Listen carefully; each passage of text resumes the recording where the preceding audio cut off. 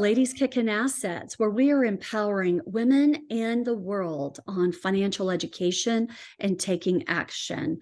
And we are not financial advisors, nor are we experts in all of these areas, but we have life experience and we've had tremendous success.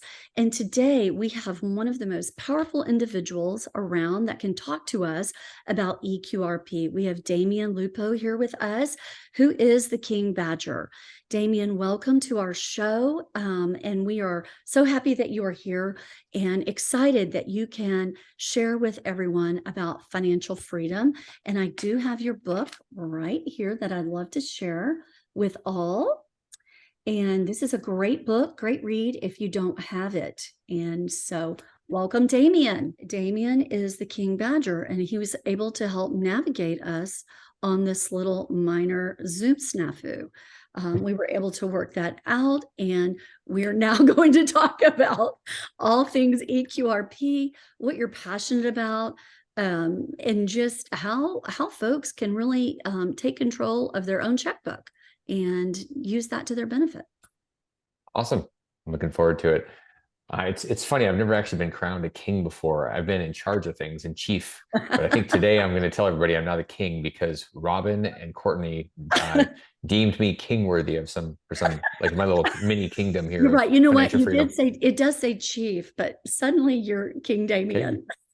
The King Badger. Okay. Like, King Badger. You know, what's funny about honey badgers is they generally are they don't really have like a big pack. When you see them in footage, it's like one, and then they take on like a pride of lions or something. And and there's a reason that we are honey badgers, and in the eQRP community, our tribe is known as honey badgers because they're the most fearless animal in the world.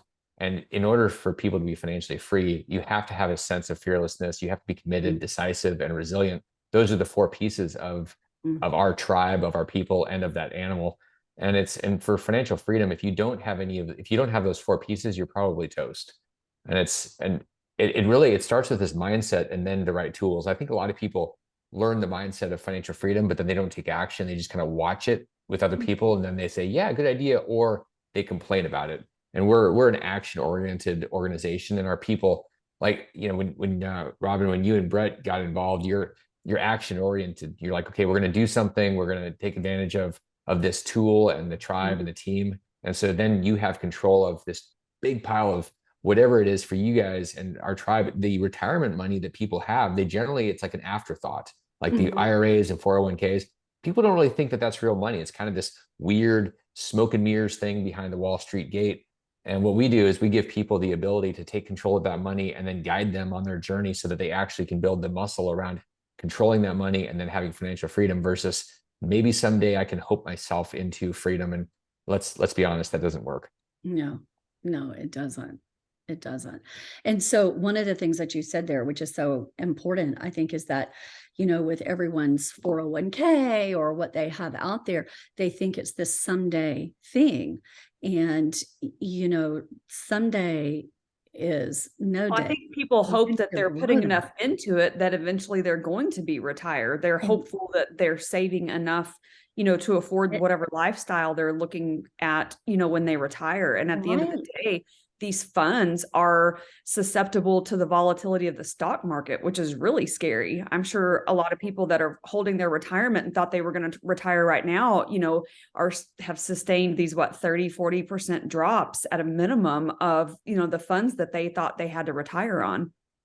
That unfortunately, our entire system is set up for people to hand their money over to some wizard behind the curtain and then hope it works out. They smoke a bunch of hopium for the next 30 years. That is the strategy. Like, okay, I've never heard that. I mean, this is what people do. Like, it's like, hey, just give me your money every month, put it into this thing, and then show up in 40 years. The advisor will probably be dead by then, so that you can't yell at them. Like, that's their strategy. If I can just convince you to give me your money, you need $4.2 million by the time you're 60, and everything will be good. They can live off the fees for the next 30 or 40 years.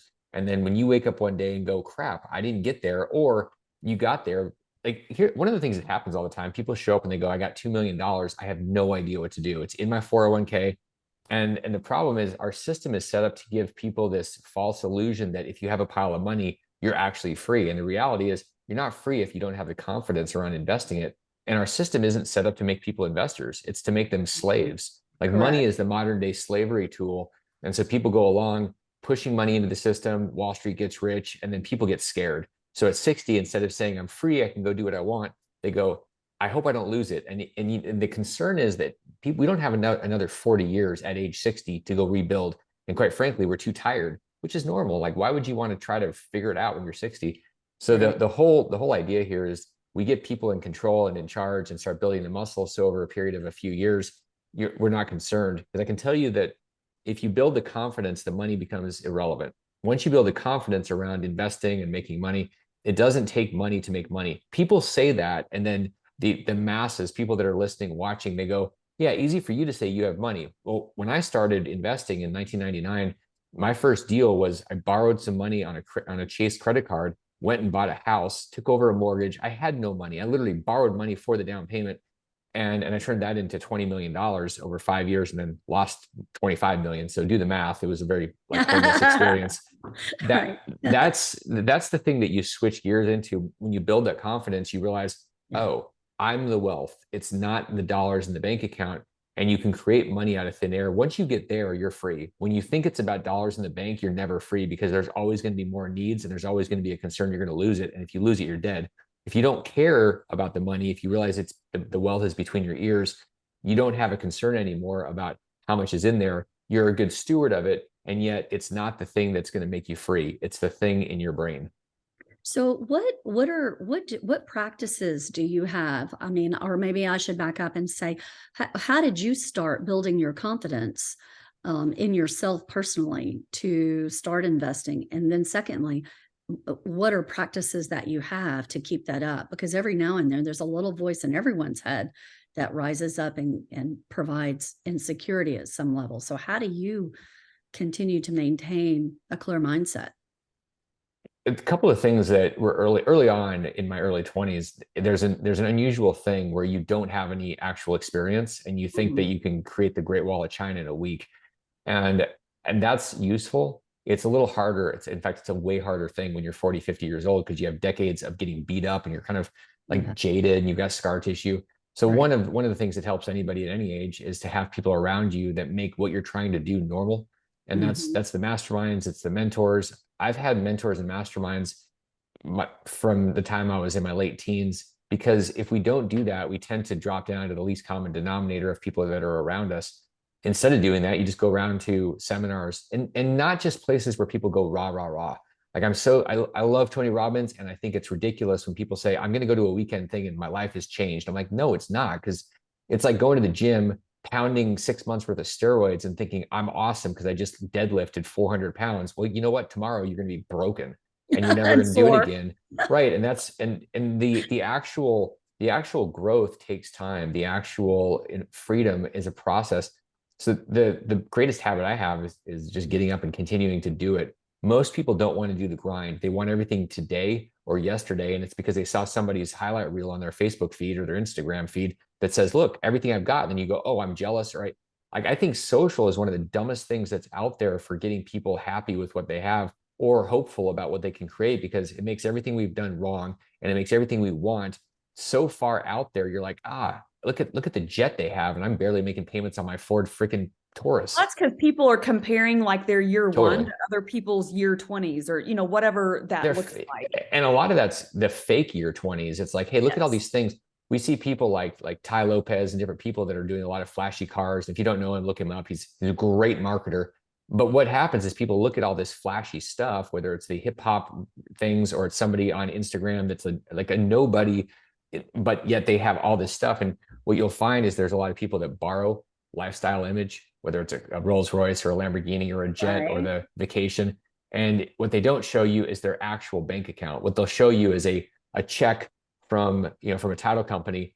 And it's people, there's so much fake, and then people follow the fake and they wonder why it's not working out, because it's fake. It's the real deal requires real work. The real dreams require real hustle. And that's almost like a dying art, but you want the secret to success? Work your ass off and not dig in ditches. You got to have people that you're modeling, or you got to have a vision that is part of this. I'm going to think different. I'm going to I'm not going to just go dig a ditch real hard and think I'm going to get rich or free. You're just going to end up with a hole in the ground. And that's what a lot of people think with the hustle. Hustle is about having the right blueprint, the right game plan. And that's around, I think that the hack that anybody can have is being around the people that are already where you want to be, and then just start doing what the heck they're doing. You don't have to recreate. People think that there's this thing you have to do. You have to be different. Not necessarily. You be you and model. And it's a really funny thing that it sort of happens. It's just, it's what happens. That's so powerful.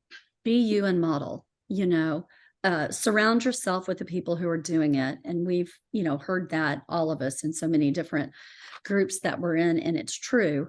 So in our inner circle meeting with the real estate guys here after goals last week, we had another member in there, and he talked about, he's just quit his job. He's moved into syndication full time. His friends and family all think he's crazy, but they are part of this rat race and they don't know any other way and they think he's crazy. So we talked about how refreshing it is, and how important it is to be a part of masterminds and other groups that can help, first of all, help you figure out how to get things done and help you figure out how to take action and build all that up. So, it's very powerful. Being crazy is like, there's a video that Steve Jobs, or it's about Steve Jobs, and it's about being part of the crazies and being the creators. And one of the reasons that I always suggest, and I'm willing to spend more time by myself than I think most people, and I have for a long time. Now it's a bit different because there's this tribe and the team and the 20 people that work in the organization. There's a synergy around that. But for many years, it was really just being on my own and being okay with that. Most people aren't. And so they tend to fall back into people that are their neighbors or they've known since kindergarten, or they end up in these environments. And so they get looked at as they're crazy. And for most people, it's too much. So they go, okay, well, I don't want to get out of the box. I want to stay in the box with all my crab friends. And they stay there instead of saying, hey, maybe there's another box with some other cool creatures that are also crazy. And then you're like, oh, we're all normal. The other people are crazy. They're the ones that want to stay in shackles. And that's the big shift. It's like, are you okay with shackles? And if you are, then cool. Stop trying to do anything else. And if you're not, then let go of all the other stuff. Mm-hmm. And that's hard because, when you start thinking about disconnecting from friends, potentially family, that's too much for most people. And so you decide, is it your dream or somebody else's dream? Most people's dreams are yesterday's stuff and they just keep doing it. It's like Groundhog Day. Mm-hmm. You have to decide, do you want Groundhog Day or do you want a life by design? Exactly. So what do you do for yourself? Do you annually review goals, or how do you set your trajectory annually? How have you done that for 2023 with where you're going personally and professionally? So most people, if we look at the most population, maybe they have a New Year's resolution that ends up being a New Year's destruction month, where by the end of January, it's like, people start the gym the first week of January, and by February 1st, the gym is empty. Yeah. So a couple of things. One, my goals are in front of me every week, every month. I'm digging into them. I use something called a life book. It's a 200-page book I've written over the last 12 years. And that's how I think on paper. And so if you're really wanting to go deep into all the pieces of your life, this is a great way to do it. And so I've been doing that. I've spent thousands of hours on this. It's not something, there is no hack. It's literally just a very conscious way to do life. And then every year I spend, before I do goals on an annual basis, I look back over the year and I spend time in gratitude and physically writing down every person, every event, every book, every supplement, my car, like all the things in my life that matter, my health, my ability to be in a country where I can generally be free to do me, whatever that looks like. So I spend all this time. And the reason I do that is because if we just say, okay, I'm going to focus on my goals for 2023, the year coming up, and we don't look at gratitude, it makes our previous year wrong. We say, okay, I want a different house. Well, what's wrong with your house? Apparently something. So if we start with gratitude, there's a foundation of grace and joy, and then we add on. People generally miss that. I did for a long time. And then I was like, why am I always feeling like unsettled? Like I don't have enough. And it was because I wasn't spending enough time on gratitude. And I think that's the missing piece for most people to start with. I agree. I tell you what, I had a person say this to me about 2 years ago, and they said, you know, it was at the end of the day, and they said, if all you had left with was what you thanked God for this morning, what would you have? And that had such a huge impact on me that I literally start my day being thankful for even being awake and being given the day. And then I just roll with it from there. And you're exactly right. Being grateful and having gratitude shifts your thinking in everything. It gives me chills. It really does. It allows you to grow and stretch and come from a place of abundance, and it just, you spread joy, and it just has such a major impact on everything that you do, every aspect of your life. Absolutely. Yep. And it definitely impacts your desire to give back and share. Because when you've been given so much, and just the ability to be, you know, around people have great health, or improving health, or whatever that might be, it bubbles over, it radiates, people can see it, you know, so that's a powerful thing. I love that when you talked about gratitude. And you're right, I think that is the missing piece, because so many people are like chasing after this kite, you know, they want more, more, more. They see everybody doing all this, the rose-colored glasses on social media, and it's like they're never satisfied. Let me share a story with you gals, and everybody that's listening. There's a friend of mine that committed suicide a couple of months ago, and he was somebody that you would look at and you would say, "Gosh, he's got everything." So the book that I'm writing a book this year based on this idea of never being enough. Title is similar to that. So maybe a year and a half ago, I remember him talking, and this is somebody that had probably 20 to 30 million dollars, which I would say for most people that's a lot of money. And even Mark Cuban said, 1% of my wealth would be more than enough for my life. And so Mark Cuban's got 2-3 billion, 4 billion. So that's basically what this guy had, what Mark Cuban said. And I would agree with him. There's an FU amount of money, which is generally 20 to 30 million dollars, where you just don't have to go and do anything more unless you want a Citation X or a Gulfstream 650 or something. You're good. Like you can be a decent steward, and you can basically be in a money market account and like not do anything. Yeah. So this guy had this kind of money, and it wasn't enough. And so he went out and started playing games with different financial strategies that were way too gray and sometimes black, meaning that there was some illegality because he wanted more. And that's what every indication is. It was, I'm going to play games and I'm not going to play by, it was like he was making it up to get more without playing in the legal space. And when you do that, and I see people do that, and either one, they're committing fraud, or two, they say, I've got my X number of dollars or my wealth, and I'm going to spend the next 10 years doubling or tripling or quadrupling it. And I always ask, why? What the hell is the point? And in this case, he got to the point where he decided, I'm in so deep, there's no way out. The only way out is for me to kill myself. And so he did that this fall. And it was really sad, because there was a really beautiful human being there. And I mean, someone that people look up to, and did a lot of great things for human trafficking to help prevent that and squash it. And I see that all over the place. People aren't happy with what they have, and it's never enough. And it's actually kind of scary, because there's this grind, and what's happening is we're giving up our time that could be used for good things. Instead, we're saying more digits in a bank account is somehow going to make me better or happier.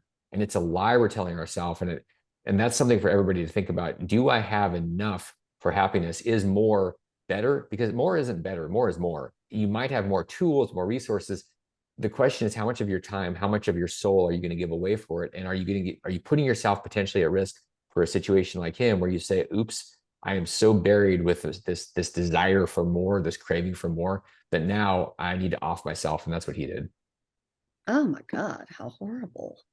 It is horrible. I see people doing really dumb things. One the guy that I knew in a mastermind just got indicted and had the FBI come and raid him because he was playing games, and it was all about more. And he went from like zero to $150 million net worth in like less than 4 or 5 years. And it was smoke and mirrors.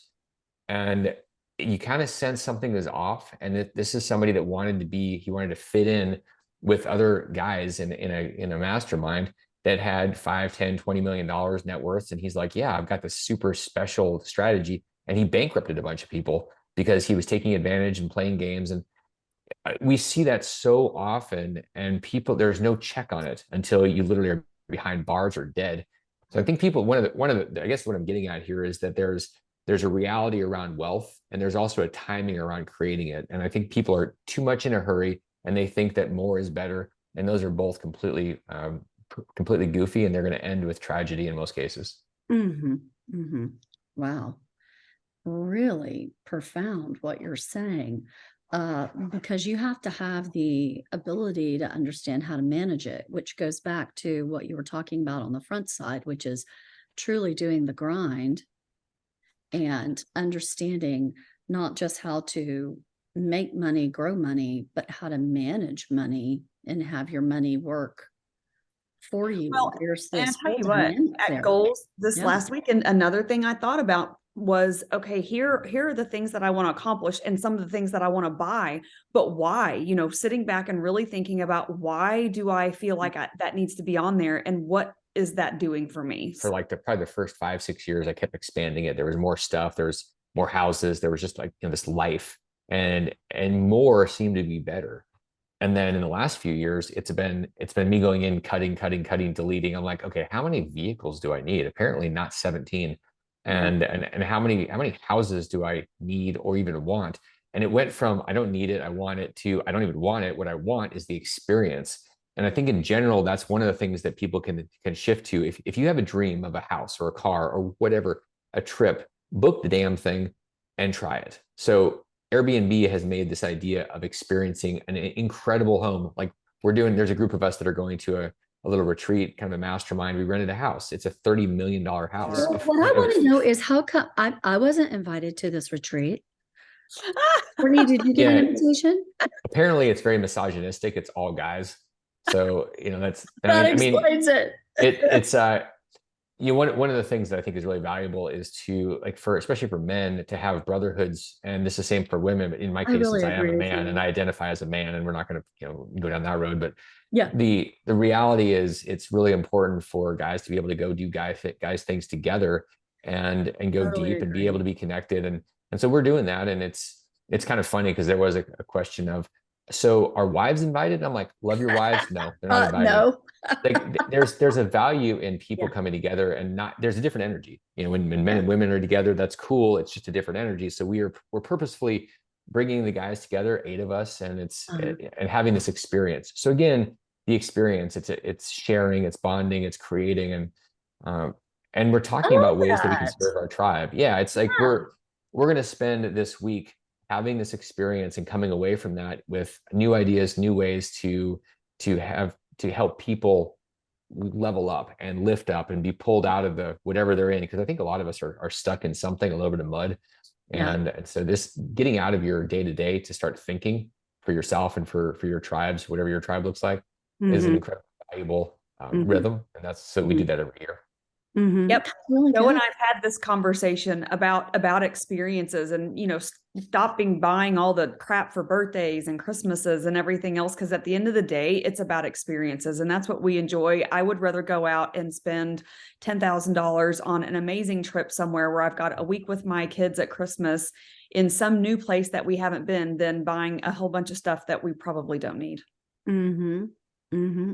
Well, I do think those relationships, as we've talked about, are so valuable. And, I had that deep reminder this past December when my brand new grandbabies were in the hospital for 24 days. And at the end of the day, it didn't matter the money, the stuff, none of it could have made them well, and what I had impressed on my heart so deeply was it's my friends and my family and my relationships, in this real estate community, who reached out, who were there for me at all times of the night and day. And so pressing into those relationships is powerful, and really being able to be really transparent with folks about what you're really walking through. What's real, not what everybody's seeing, how amazing life appears to be, how much stuff you appear to have, but where are you really? So getting into the minutia of what's really happening in life is really a great thing. So I love that you're doing that with your group. I appreciate that. I think that's ultimately I think there's a lot of joy by the focus on other people, and Mhm. whether that's our tribe or employees or partners, or Yeah. if one of my biggest mistakes was focusing hedonistically on just me back in the 2000s. And I think that's part of the reason that God said, okay, you got your 20 million, let me take you to -5 and see how you like that experience, and then maybe you can try something different next time. And so on the other side of that, years later, there was this recreation, reinvention. In fact, I wrote a book called Reinvented Life in 2012 that talks about this whole journey. And the shift is about going external to other people. There's a different focus. And it Mhm. really hit me hard when in 2014, when my dad passed away, we had this conversation, and there was this sorrow in him in his final days, where he had this sadness that he didn't go out and do life. And it wasn't just the experiences he missed, it was the contribution to other people, I think. And he didn't say that, but I got the sense, because he was a teacher. He loved teaching in the college and things, and that was where he had this great joy, and he didn't tap into it. And there's probably something for everybody where we could tap into that thing deeper. And so on the other side of losing all this money and starting over, the shift went from whatever I'm getting to whatever I'm giving and what I'm creating. And it's about creating employment. It's about creating the shackle breaking environment. Ultimately, the mission here is 1 million people that have their shackles broken, 1 million people that are financially free to live to where their money isn't the driver, where their Right. their mission is the driver. And that's what the eQRP company is all about. That's what we do every day. Well, wonderful. Well, how can our guests get in touch with you or your business? What's the best way for that to occur? Best thing to do is to visit eqrp.com and Okay. poke around, get a copy of the book. I think you'd shown it earlier. So I there's did. happy to send that out. Give us It's a a little go over of what that is and what that Yeah. can do for people. Cause most people, when I bring that up, they've never even heard of it. So I'd love to just quickly gloss over that. Sure. Yeah, so the eQRP is a system where you're able to take control of your retirement money, IRAs, 401ks. It's for individuals, it's for business owners. If you have 50 employees or 5, or just you, or you're an employee, it doesn't make any difference. It works for anybody in any situation. And what it does is it allows you to take retirement money and invest it outside of Wall Street. So if you go, I don't trust the stock market, which you shouldn't, then you can say, I want to invest in apartments. I want to invest in physical gold. I want to invest in Bitcoin, like whatever works for you. You're not Mhm. stuck inside of a Wall Street siloed system. It allows you to control your money and make decisions that are best for you and your family. And then the whole ecosystem is about you having a support system. It's not about a tool where we just say, go, good luck. Here's a binder. Most companies in financial services have binders, and then they have FAQs and videos. What we have is a team of honey badgers, people that are there, that are part of your navigational system. You get to drive your retirement accounts. We're in the navigator seat to where we can help you whenever you want, because we're right there. Humans, not bots, not virtual assistants halfway around the world, but people here in Birmingham at the office, whole team of people that are meant to make your life easier and create freedom for you. Mhm. I love that. I've got to find out. I know Joe has a retirement account. It's not a 401k. It's something totally different. And I know we've been talking about this and talking about it. We've got to get something done on that as well. One of the things that we hear a lot with people with, and it might be a 403b or a 457, people that are like firefighters, teachers, police, like they have Mhm. different, they're all the Yeah. same. They're all retirement vehicles. And I had a guy come in that showed up. He became a member of the tribe this week. And he said, I saw you a couple of years ago in Belize, and I can't believe 2 years went by. I'm so excited to be a part of this. And Mhm. that happens where people hear about something and they're busy because their lives are busy, and then years go by, and one of the most powerful things you can do is take some type of step, and going to eqrp.com and getting a copy of the book. Yeah. Anybody can do that. It gets the ball rolling for your future, because I guarantee you 2 years is going to show up. Either you're going to be dead or you're going to be 2 years older. Like That's right. something is going to happen. And so that's like, Courtney, you and I met, I forget how many years ago, and here we are years later. So like time does go by. And so Uh-huh. the job for all of us today is to decide what step we're going to take and then take it. Yeah. I love That's that. right. Awesome. Don't let 2 years go by. It's going by. The question is, what are you going It's to do going by inside no of it? matter Oh, what. that's why Be it's so take action important with to take action. The yeah. longer you sit on things and the more, there was one thing that I wrote down from goals that I really, really loved, and oh God, I posted it. Hold on. It was something to the effect of, Man, this is so good. I can't even remember exactly what it was. Figures. And that's because there's so many good things. You took notes on a lot of great things. Okay, here we go. 20 years from now, you'll be more disappointed by the things you didn't do than by the things you did. And that's from Mark Twain. Mm-hmm. Mark was right. That was the lesson from my dad. It was really about the level of regret. We don't regret the things that we do. We regret the things that we don't do. We look back and go, oh, what if I had done it? I mean, for most people, there's this idea that if we do the thing and we mess up, it's going to kill us. Something's going to eat us if we make a mistake, because we're taught that as kids. If you make a mistake, you're going to be ostracized. Your parents are going to tell you you're a loser. The school system's going to say you got 50% wrong. You're held back a year. The reality is, in the real world, if you get 50% right, you're a damn billionaire. Like, no joke, you are a billionaire. And people go, yeah, but I got to do it right. Like, there's this perfection syndrome. It's literally a syndrome. That's because we're criticized and things are called failure, and it's not failure. It's kind of like learning to walk. You fall 80 million times before you get it right. And it's not failure. It's just the process of learning to do that. And it's the same with everything else, which is really frustrating that failure is ingrained in us, from the time we're born. So that's right. It is. Shift and change that thinking. Mm-hmm. Well, Damion, this has been just a great conversation that we've had with you. We've talked about a lot of different things. I love your business, but most importantly, I love how you talked about mindset and taking action, and just be in control and make some change. And so those are the first steps, and be consistent with that. And you can do great things. Even losing money and coming back on the other side, you can do some amazing things. So we want to make sure everyone knows to reach out to you at eqrp.com, right? That's right. And get the book, download all the information. It's really great. The Badger team is really wonderful. We've enjoyed our conversations with them, Brett and I.